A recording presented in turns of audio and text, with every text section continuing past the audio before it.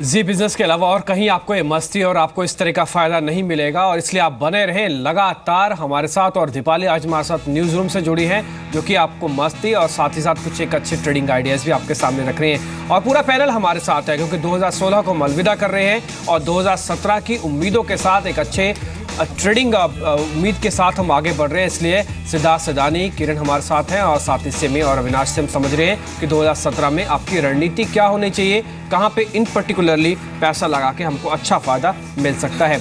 तो first trade के अंदर अगर आप पहला देखें तो मोमेंटम जहां पे कल शेयर्स में दिख रहा था उसमें नाल्को भी एकाएक काफ़ी तेज़ी से ऊपर आया। ये 2016 के अंदर अविनाश मेटल कंपनीज ने काफ़ी अच्छी परफॉर्मेंस दी, वेदांता हो चाहे फिर हिंडाल्को या फिर नाल्को भी शामिल कर सकते हैं। ये 2017 में भी चलने वाले हैं क्योंकि ट्रेडर्स के मन में थोड़ी कंफ्यूजन है कि हमको प्रॉफिट बुक कर लेना चाहिए या फिर आगे रखना चाहिए। डिम्पी, मुझे लग रहा है कि मेटल सेक्टर में जो तेज़ी हमने सेकंड क्वार्टर में देखी है वो हमको लग रहा है कि आने वाले 2 क्वार्टर्स FY17 में जारी रहेगी और होपफुली 2017 का साल में भी हमको लग रहा है कि ग्लोबली अभी मेटल के प्राइसेस स्टेबलाइज होकर थोड़े से बढ़ रहे हैं।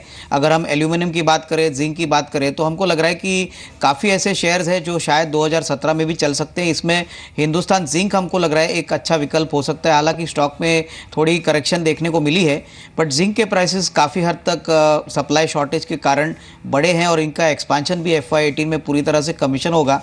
तो हिंदुस्तान जिंक और हिंडाल्को हमको लग रहा है ये दोनों ऐसे विकल्प हैं जो ऑन डिक्लाइंस अपने पोर्टफोलियो में ज़रूर इंक्लूड करना चाहिए।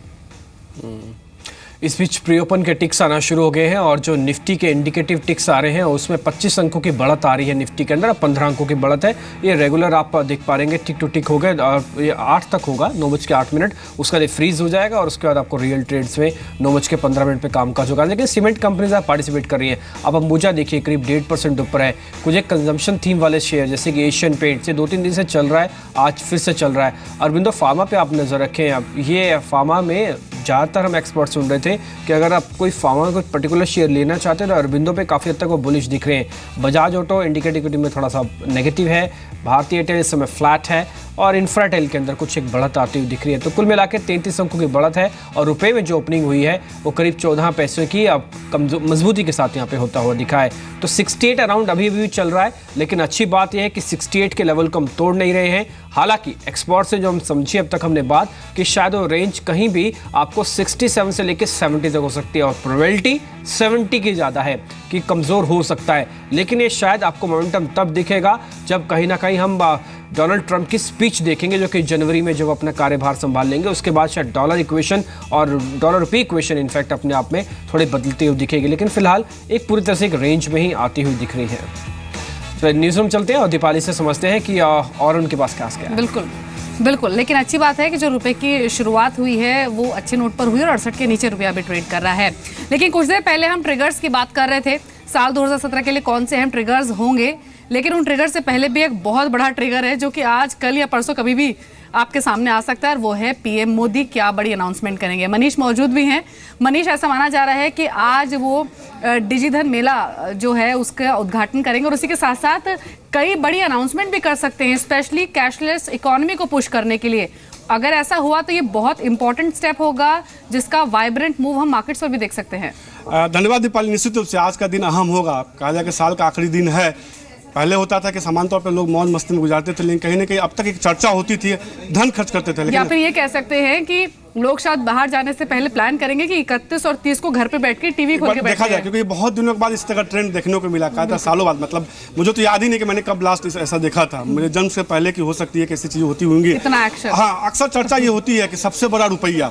और कहीं ना कहीं अब जो है इकोनॉमी 2017 में जब जाएगी तो सबसे बड़ा रुपया नहीं, सबसे बड़ा कार्ड होगा, आपका अंगूठा होगा और आपका आधार नंबर होगा। और एक मैं इसमें एक चीज और ऐड करना चाहूंगी और इसकी शुरुआत हो भी चुकी है। मैं कल ही मॉल गई थी, वहां पर कई स्टोर्स ने पैसे लिए ही नहीं, दे सेड कि कार्ड दीजिए, हम कार्ड से ट्रांजैक्शन निश्चित तो इसी के क्रम में आज मोदी जी बहुत बड़ा अनाउंसमेंट कर सकते हैं। USSD यानी कि आपको एक सुविधा दी जाएगी उनके जरिए, जिसके जरिए अब समान तौर पे चर्चा होती है कि आपको ट्रांजेक्शन करना हो या आप पेमेंट करना हो तो कार्ड की जरूरत कई बार महसूस की जाती है। कई बार आपको होता है कि नहीं स्मार्टफोन होना चाहिए, आपके पास इंटरनेट की सुविधा, ये तमाम चीज़ें अब आप भूल जाइए।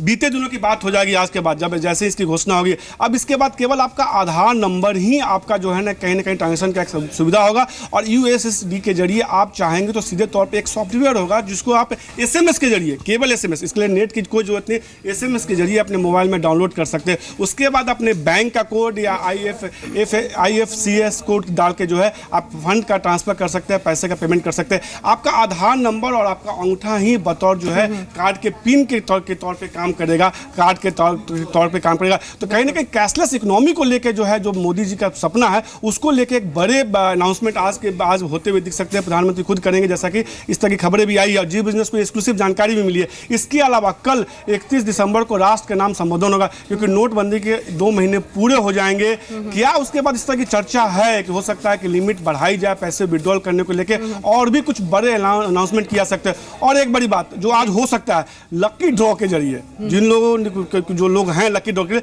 उनके इनाम की घोषणा भी आज होगी। तो कहीं ना कहीं 30 और 31 दिसंबर दीपावली जो है न केवल कहा जाए कि साल के लिहाज से बल्कि दिन के लिहाज से बेहद अहम होगा। 8 नवंबर के बाद मुझे लगता है इस साल जो है कोई दिन याद रहेगा तो 30 दिसंबर और 31 दिसंबर होगा। और इनफैक्ट मुझे दिवाली पर ऐसा फील नहीं हुआ था जो ईयर एंड पर दिवाली फीलिंग आ रही है कि बहुत कुछ एक्शन होने वाला है आज और कल। और जो अभी एक्सक्लूसिव बातचीत हुई भी थी मिस्टर मिहिर भट्ट की नितिन गडकरी साथ, उसमें भी उन्होंने साफ इंडिकेशन दिया था कि हाँ, रिफॉर्म के मोर्चे पर बड़ी अनाउंसमेंट हो सकती है। लेकिन सिद्धार्थ, अभी जो मनीष ने बातचीत बताना चाहूंगा इसमें, लेकिन ये जो अनाउंसमेंट होने वाली है, मोदी साहब तो रात को करेंगे, बताएंगे, शाम को आएंगे। लेकिन जी बिजनेस से एमएस फाइनेंस ने बात की, अर्जुन मेघवाल साहब ने बात की, संतोष गंगवार साहब ने बात की। उन्होंने साफ तौर पे जी बिजनेस से एक्सक्लूसिव बातचीत में ये संकेत दिए हैं कि लिमिट बढ़ाई जा सकती है। पैसे जो अभी लिमिट है कैश विड्रॉल की लिमिट, वो बढ़ाई जा सकती है। आइए सुनते हैं क्या कहना है दोनों एमएस फाइनेंस का इस मामले में। बिल्कुल, तो कैश विड्रॉल लिमिट बढ़ सकती है, इसके इंडिकेशन मिले हैं। लेकिन जो कैशलेस इकोनॉमी को पुश देने के लिए संभावना जताई जा रही है कि कुछ बड़ी अनाउंसमेंट हो सकती हैं, उस पर एक कमेंट ले लेते हैं सिद्धार्थ। हालांकि जो कंपनियां सीधे बेनिफिट होती हैं इस कैशलेस इकोनॉमी पुश से, वो तो लिस्टेड नहीं है, ये एक आयरनी है। लेकिन जो इनडायरेक्ट बेनिफिशरीज हैं उसमें हमने कई छोटी IT सॉफ्टवेयर कंपनियों की बातचीत की है और उनमें स्पर्ट भी देखा है।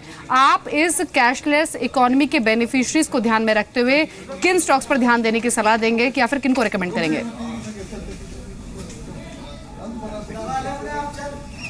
जी बिल्कुल दीपाली, आप जो कह रहे हैं बिल्कुल सही है कि एकदम डायरेक्ट इम्पैक्ट कोई कंपनियों पे लिस्टेड स्पेस पे नहीं है, बट हम मानते हैं कि इनडायरेक्ट स्पेस पे बैंकिंग और BFSI या NBFC जिसे हम कहते हैं, NBFC पे बहुत अच्छा सपोर्ट हो सकता है, बहुत अच्छा इम्पैक्ट आ सकता है आने वाले समय में। प्राइवेट बैंकिंग स्पेस में जो रिटेल में बहुत ज़्यादा फोकस कर रहे हैं कंपनीज लाइक इंडसइंड बैंक या येस बैंक, ये सारी कंपनियों पे बहुत अच्छा सपोर्ट हो सकता है। साथ ही साथ अगर NBFC की बात करें तो बजाज फिनसर्व, जिसके अंदर जिसकी एक सब्सिडरी है बजाज फाइनेंस, ये सारी कंपनियां लोन देती है कंज्यूमर साइड में और कैशलेस इकोनॉमी को ही सपोर्ट करती है। तो हम मानते हैं कि ये स्पेस में ज़रूर ध्यान देना चाहिए साल भर के पर्सपेक्टिव से। बिल्कुल सिद्धार्थ, आपसे नेम्स भी जानेंगे, सेक्टर्स तो आपने बताए, लेकिन उससे ठीक पहले जो कैश विड्रॉल पर लगी लिमिट को लेकर क्या स्टेटमेंट्स आए हैं minister of state finance Santosh Gangwar और अर्जुन राम मेघवाल की ओर से, वो सुन लेते हैं। बैंकों में लोगों को लाइन लगाते हुए असुविधा ना हो, ये हमारी चिंता का विषय है, और ATM पर भी आदमी जाए उसे पैसा निकाल सके। और मैं इतना ही विश्वास दिला सकता हूँ, इस समय अभी जो पाबंदी है जल्दी ही ये सारी जितनी भी सीमाएं और जितनी व्यवस्थाएं हैं ये 30 दिसंबर के बाद समीक्षा करेंगे। उस समय जो भी उपयुक्त होगा, कैश की अवेलेबिलिटी, लोगों की डिमांड, उनको ध्यान में रखते हुए निर्णय लिए जाएंगे।